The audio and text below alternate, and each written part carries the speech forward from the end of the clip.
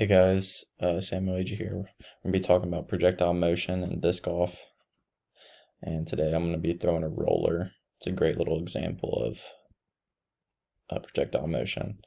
It has a smooth upward and downward motion, and it's perfect for projectile motion example. Alright, so here I was just showing off my disc. And notice, I throw it upward and get a little bit of action going up. Hits its peak, it goes up, and at the peak it hits zero, and then it drops down. Now this is a really good shot. I'm throwing this like pretty hard because I wanted to go all the way down there, but if you're trying to throw a shot to get it down by the pin and you've got high ceiling, which means you got a whole bunch of trees, you want to throw something that'll stay low.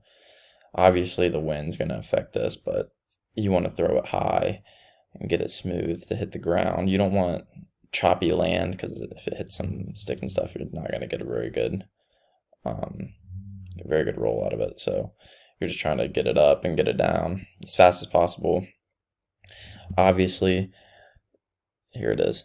That thing rolled all the way into that hill, and that's like 250 feet. That shot's really good for an example of projectile motion, because it has its smooth upward and downward motion.